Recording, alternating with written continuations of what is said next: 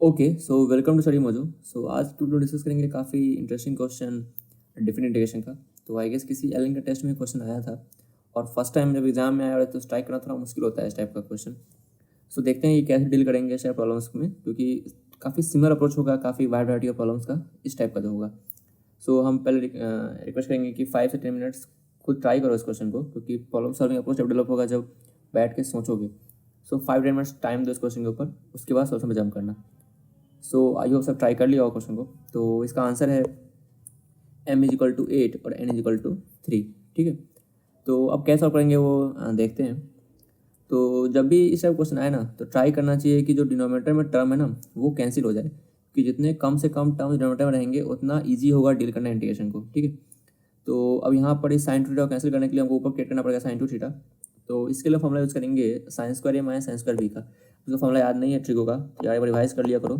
Basic trigo formula जो है sine square A minus sine square B, cos square A minus cos square B, sine C plus sine D, इस formula जितने भी है ना वो सब टिप्स होना चाहिए, क्योंकि ट्रिग्नोमेट्री में अगर मैनिपुलेशन करना है तो फॉर्मूला होना बहुत ज़रूरी है। ठीक है, सो यहाँ पर फॉर्मूला लगाएंगे हम sine square A minus sine square B का। तो sine square A minus sine square formula याद करना बहुत ईजी है, जस्ट होता है A square minus B square type का, यानी कि हो जाएगा sine of A minus B and sine of A plus B. ठीक है, तो यहाँ तक हो गया। अब हमको यहाँ पर क्रिएट करना है साइन टू थीटा। तो अगर हम यहाँ पर साइन स्क्वायर 7 थीटा में से माइनस कर दें साइन स्क्वायर 5 थीटा, तो हमें बस क्रिएट हो जाएगा साइन टू थीटा। तो ये चीज़ करते हैं यहाँ पर।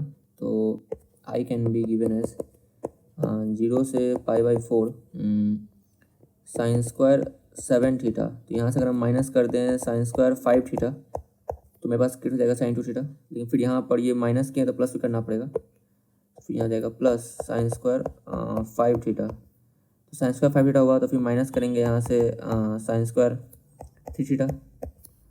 तो फिर यहाँ वो फिर प्लस करना होगा साइन स्क्वायर 3 थीटा को। तो समझ में आ रहा है इसलिए हम करना क्या चाह रहे हैं कि 2 थीटा ऊपर क्रिएट हो चला जाए।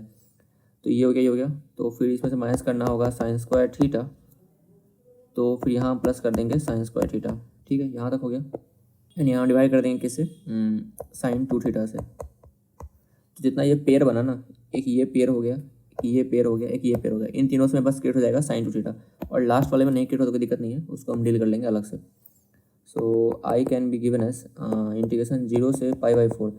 यहाँ से एक तो ऐड 2 थीटा का टर्म वो तो कैंसिल हो गया, यहाँ से एक आएगा दोनों का सम, यानी कि साइन ऑफ 12 थीटा, फिर प्लस साइन ऑफ यहाँ इन दोनों का सम, यानी कि 5 + 3 8 थीटा। फिर यहाँ पर आएगा साइन ऑफ 4 थीटा, एंड यहाँ एक थोड़ा अलग आएगा, ये जाएगा 0 से π/4 साइन स्क्वायर थीटा। तो sine square theta by sine to theta, यानी कि 2 साइन थीटा कॉस थीटा। तो बेसिक फॉर्मूले में डिवाइड करते रहा ट्रिग्नोमेट्री का, क्योंकि तभी मैनिपुलेशन हो पाएगा फास्ट। सो यहाँ से इसको कैंसिल कर दें हम, तो बस बच गया half of tan theta. So this is nothing but half of 0 से π/4 एंड tan थीटा। अब ये तो काफ़ी इजीली हो जाएगा सॉल्व। अब यहाँ भी सारे जो हैं वो मतलब स्टैंडर्ड इंटीग्रेशन ही है।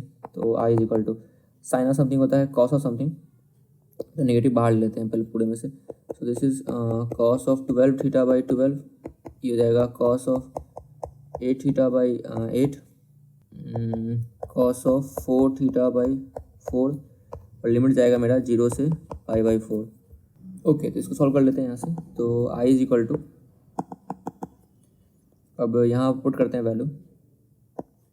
तो अगर हम पुट किए यहाँ पे π/4 तो जाएगा कॉस 3π, तो जाएगा नेगेटिव, यानी कि -1/12। फिर यहाँ रखते हैं 2π तो जाएगा +1/8। फिर यहाँ रखते हैं तो पाई हो जाएगा -1/4। फिर माइनस, अगर जीरो पुट किया सारा पॉजिटिव में आएगा तो 1/12, 1/8 और 1/4। फिर प्लस हाफ ऑफ, ये वैल्यू कितना हो जाएगा, इंटीग्रेशन tan थीटा होता है ln sec theta. So this is ln sec theta, and limit जाएगा 0 से π/4।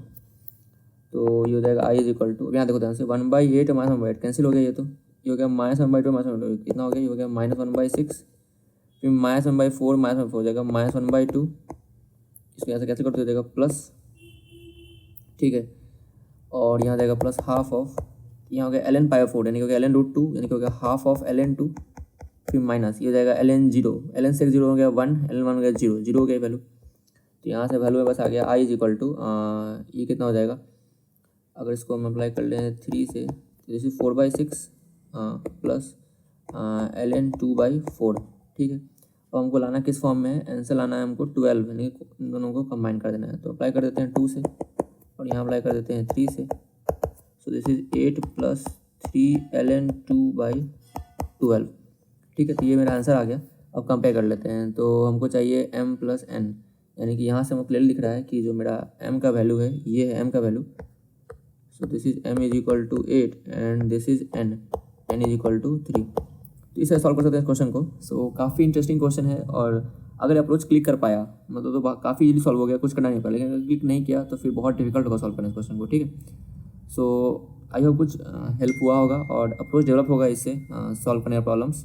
तो एक ये पैटर्न है स्पेशल, दिमाग रख सकते हैं इसको, ताकि आगे जब कैसा क्वेश्चन कभी दिखे तो फिर सोचना ना पड़े कि इसमें क्या करना होता था। अब पैटर्न दिमाग में डेवलप होना चाहिए कि इस टाइप क्वेश्चन में ये करते हैं। So that's it for this video. Thanks for watching. See you in next video.